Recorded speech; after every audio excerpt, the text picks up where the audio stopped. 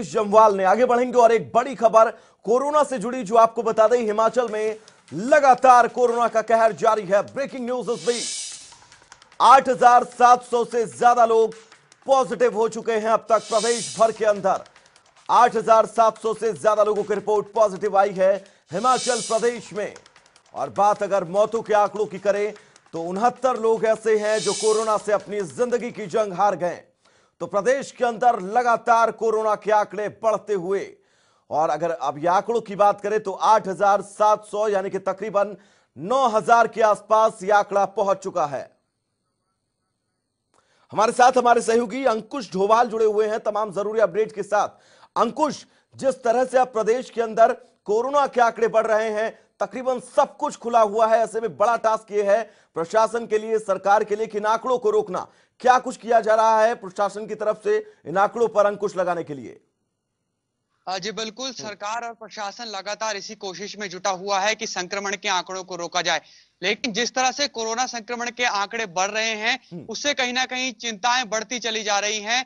और जो अगर मैं कल की बात करूं तो बीते कल जो है 445 अब तक के सबसे ज्यादा मामले बीते 24 घंटे में रिपोर्ट किए गए। इसके अलावा आज जो दिन का बुलेटिन जारी किया गया है उसमें भी 78 कोरोना के मामले रिपोर्ट किए गए हैं। और साथ ही अब जो मौत का आंकड़ा है वो भी लगातार बढ़ रहा है। कुल मौतों का आंकड़ा 74 पर जा पहुंचा है, यानी कि कुल मिलाकर अगर आंकड़े देखे जाए प्रदेश के अंदर तो वो कहीं ना कहीं बहुत ही चिंताजनक है। इसके अलावा 2300 मामले ऐसे हैं जो बीते 7 दिनों में हिमाचल प्रदेश के अंदर रिपोर्ट किए गए हैं। जिला सोलन, जिला सिरमौर और जिला कांगड़ा, ये 3 जिले ऐसे हैं हिमाचल प्रदेश के अंदर जहां पर कोरोना संक्रमण का जो आंकड़ा है वो लगातार बढ़ता चला जा रहा है। इसके अलावा जो और जिले हैं जो पहले संक्रमण की चपेट से बचे हुए थे, वहां पर भी देखने को मिल रहा है कि लगातार कोरोना के आंकड़े बढ़ रहे हैं। और जो प्रशासन और सरकार है वो लगातार हालांकि डटा हुआ है काम में।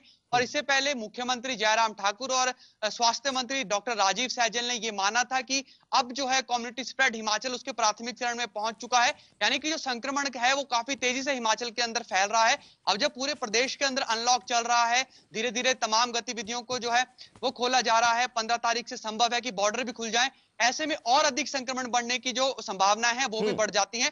साथ ही जो चिंताएं हैं वो भी सरकार के लिए बहुत ज्यादा हो गई है, क्योंकि संक्रमण कहीं भी रुकता हुआ नजर नहीं आ रहा है। पहले हिमाचल प्रदेश में देखा जा रहा था कि जो आंकड़े थे कोरोना के वो 100 से नीचे थे, फिर आंकड़े 100 से ऊपर जाने लगे, और अब देखा जा रहा है कि आंकड़े जो है 400 के आंकड़े को भी पार कर रहे हैं, 400 के नंबर को भी पार कर रहे हैं। तो चिंताएं हैं वो बढ़ रही हैं। जैसा कि मैंने बताया कि एक हफ्ते में 2300 मामले हिमाचल प्रदेश के अंदर आना कहीं ना कहीं बहुत ही ज्यादा चिंता की बात है। अच्छा अंकुश, 3 जिलों का आपने नाम लिया, लेकिन अगर बात इनमें से सोलन जिले की करें तो पिछले 23 दिन के अंदर सोलन में मामले डबल हुए हैं और 2000 का आंकड़ा सोलन में पार कर चुका है। बात सिर्फ और सिर्फ अगर सोलन की जाए तो वहां पर स्वास्थ्य विभाग क्या कुछ कर रहा है इन आंकड़ों पर कंट्रोल करने के लिए? बिल्कुल, अगर सोलन जिला की बात की जाए तो पहले देखा जा रहा था कि सोलन का जो बीबीएन इलाका था, यानी कि बद्दी, बरोटीवाला और नालागढ़, जो कि औद्योगिक इलाका माना जाता है, औद्योगिक क्षेत्र माना जाता है, वहां पर पहले देखा गया कि जब उद्योग खोले गए वहां पर कोरोना का संक्रमण तेजी से बढ़ा। लेकिन उसके बाद देखा गया कि सोलन शहर के अंदर भी मामले बहुत तेजी से आने लगे। हालांकि लगातार जो क्वारंटीन की व्यवस्था है उसे दुरुस्त करने के प्रयास किया जा रहा है। जो लोग बाहर से आ रहे हैं उन्हें पहले क्वारंटीन किया जा रहा है, लेकिन बावजूद इसके देखा जा रहा है कि जो संक्रमण की चेन है वो बहुत तेजी से बढ़ रही है। और सरकार और जो प्रशासन है उनके काम करने के बावजूद जो आंकड़े हैं वो लगातार तेजी से बढ़ रहे हैं। न केवल आंकड़े बल्कि जो मौतों का आंकड़ा है, नालागढ़ अभी तक सोलन सबसे ज्यादा मौत वाला जिला भी बना है और सबसे अधिकतर जो मौतें हुई हैं वो बीबीएन के क्षेत्र में हुई हैं। तो जो चिंताएं हैं वो सीधी सीधी हैं बीबीएन के क्षेत्र से, यानी कि चिंताएं हैं अंकुश बीबीएन के क्षेत्र में, जैसा कि आपने बताया। अंकुश, एक चीज और मैं आपसे जानना चाहूंगा, क्योंकि कोविड केयर सेंटर जितने हैं प्रदेश के अंदर उनसे तमाम शिकायतें सामने आ रही थी। स्थितियां क्या कुछ हैं प्रदेश के कोविड केयर सेंटर में? क्या जिस तरह की शिकायतें आ रही थी वो शिकायतें अब आना बंद हो गई हैं? जी, क्वारंटीन सेंटर्स को लेकर पहले से ही सवाल जो है वो लगातार उठते रहे हैं। विपक्ष भी आरोप लगाता आया है कि जो क्वारंटीन सेंटर्स की हालत है वो अच्छी नहीं है, वहां पर अच्छी प्रकार की व्यवस्था नहीं है। अभी बीते दिनों जो महेंद्र सिंह ठाकुर, जो कि वरिष्ठ मंत्री हैं, जल शक्ति मंत्री हिमाचल प्रदेश में, वो आईजीएमसी में एडमिट थे। सूबे का सबसे बड़ा अस्पताल होने का दावा करता है आईजीएमसी। उनकी बेटी वंदना गुलेरिया, उन्होंने मुख्यमंत्री से शिकायत की कि आईजीएमसी में जो हालात है, जो कंडीशन है वहां पर कोविड केयर सेंटर की, वो बिल्कुल भी ठीक नहीं है। तो ऐसे में हम ये सीधा सीधा समझ सकते हैं कि जब मंत्री की बेटी ऐसी शिकायत लगा रही हो कि क्वारंटीन सेंटर्स की हालत ठीक नहीं है, तो अभी क्या सिचुएशन है आम लोगों की, ये सीधा सीधा इसका आकलन भी किया जा सकता है। अंकुश, लोगों का जागरूक होना बेहद जरूरी है क्योंकि तकरीबन सब कुछ खुला हुआ है। हमें जान को भी सुरक्षित रखना है, जहान को भी बचाना है। तो क्या प्रदेश के लोग समझ रहे हैं अपनी जिम्मेदारी कि उनको किस तरह से कोविड केयर का जो कोविड को लेकर है वो तमाम एहतियात जो है वो बरतने हैं? जी, एक और जहां अनलॉक की प्रक्रिया के चलते लोग अपने अपने कामों पर जा रहे हैं, तो वहीं दूसरी ओर देखा जा रहा है कि लोगों में लापरवाही भी देखने को मिल रही है। हालांकि लोग पूरी तरीके से जागरूक है, लोग जानते हैं कि सोशल डिस्टेंसिंग, सैनिटाइजेशन ये कोरोना से बचने के सबसे कारगर हथियार है। लेकिन बावजूद इसके अगर मैं शिमला शहर की बात करूं तो शिमला में देखा जाता है कि रिज और माल रोड में बेतहाशा भीड़ लगी रहती है। लोग बिना काम के, अनावश्यक कामों के पूरा दिन शिमला में घूमते रहते हैं। तो कहीं ना कहीं जो अंकुश, लापरवाही है एक वो तस्वीर देखने को और मिल रही है, शिमला यानी की कि देखी थी कल ही मैंने। उस तस्वीर के अंदर रिज मैदान की तस्वीर है जहां पर दो तीन लोग ऐसे थे जिन्होंने मास्क तक नहीं लगाया था। जी बिल्कुल, आपने सही कहा। मास्क जो है वो लोग उसको नहीं लगा रहे हैं। कोई फोटो खिंचाने के लिए मास्क उतार देता है या फिर कोई अन्य कारण से मास्क उतार देता है। जैसे ही पुलिस के प्रशासन के लोग दिखते हैं वैसे ही लोग मास्क लगा देते हैं। यानी कि समझने की आवश्यकता यह है कि मास्क पुलिस को देखकर नहीं लगाना है, बल्कि मास्क जो है आपकी सुरक्षा के लिए है, ताकि आप संक्रमण की चपेट से बचे, जो आपके हाँ। आसपास के लोग हैं वो संक्रमण की चपेट से बचे। इसलिए मास्क लगाना बेहद जरूरी है और लोगों को यह बात समझनी भी होगी। अच्छा अंकुश, एक चीज और है कोरोना को लेकर, क्योंकि इम्यून जितना हम बूस्ट कर लेंगे, जितना ज्यादा हमारा इम्यून सिस्टम मजबूत होगा, उतना ज्यादा हम रोग प्रतिरोधक क्षमता के चलते इस महामारी से लड़ सकते हैं। तो इसको लेकर सरकार किस तरह से जागरूक कर रही है, प्रदेश की सरकार लोगों को कि आप अपना इम्यून सिस्टम जो है वो मजबूत रखिए?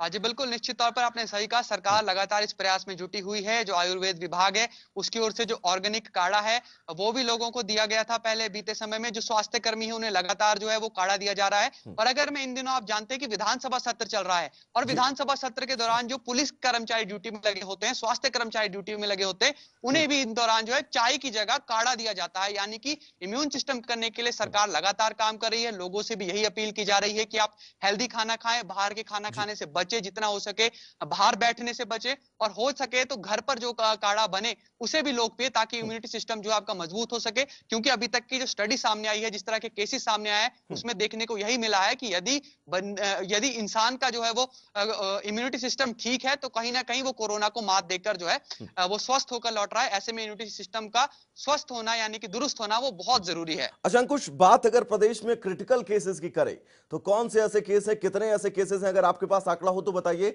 जो क्रिटिकल कंडीशन में है?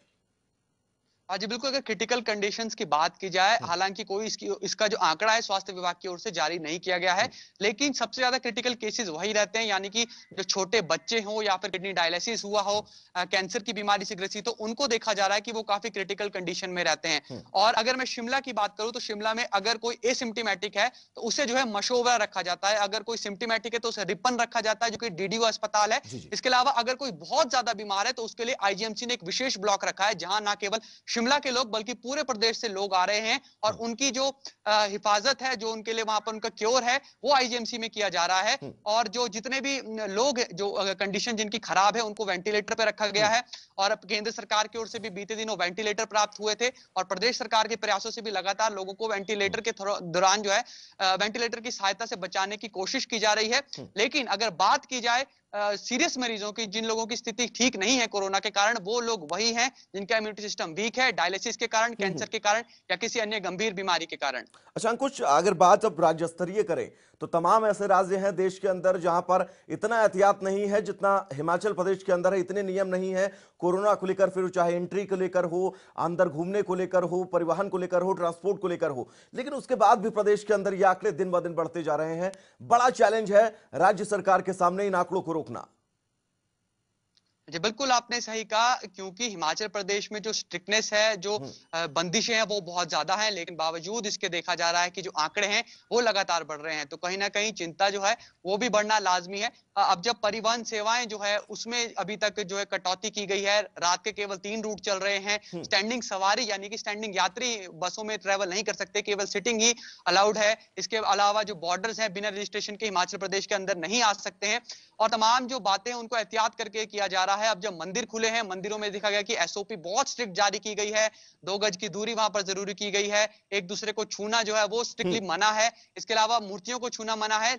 जो तमाम जो एसओपीज हैं हिमाचल प्रदेश के अंदर, अगर अन्य राज्यों से तुलना हम करें हिमाचल जी जी। प्रदेश की, तो बहुत ज्यादा कड़े कानून हिमाचल प्रदेश के अंदर बनाए गए हैं। लेकिन फिर भी जो मामले हैं वो रुक नहीं रहे हैं। हालांकि अगर अन्य प्रदेशों से हम हिमाचल प्रदेश की तुलना करें तो आंकड़े जो है वो कहीं ना कहीं नियंत्रित नजर आते हैं। लेकिन अगर हिमाचल के लिहाज से देखा जाए, हिमाचल के लिए जो आंकड़े हैं, जो रोजाना अंकुश, 400 वाकई से एक ऊपर समय का आंकड़ा ऐसा था जाना, जब कहा यह जा रहा था कि हिमाचल प्रदेश जो है वो कोरोना फ्री हो सकता है। उसके बाद जब आंकड़े बढ़ना शुरू हुए प्रदेश के अंदर तो लगातार बढ़ते चले गए।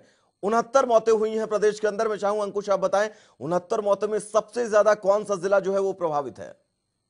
जी बिल्कुल, आपने सही कहा। एक समय ऐसा था हिमाचल प्रदेश के अंदर जब केवल एक मामला हिमाचल के अंदर रह गया था, और उस समय मुख्यमंत्री ने भी कहा था कि अब Himachal Pradesh corona free state की ओर बढ़ रहा है जी। और हम सबसे पहला राज्य होंगे जो कोरोना फ्री हो जाएगा। लेकिन उसके बाद देखा गया आंकड़ों में लगातार इजाफा हुआ। जब हिमाचल प्रदेश के अंदर लोगों की, जो बाहरी राज्यों में हिमाचली रह रहे थे, देखा गया कि पहले कांगड़ा और हमीरपुर से संक्रमण शुरू हुआ, उसके बाद बीबीएन के इलाके में आया और लगातार संक्रमण अन्य राज्यों में भी फैलता गया। कुल्लू जिले की बात की जाए, इसके अलावा बिलासपुर जिले की बात की जाए, वहां देखा गया कि मजदूर भारी संख्या में कोरोना पॉजिटिव पाए गए।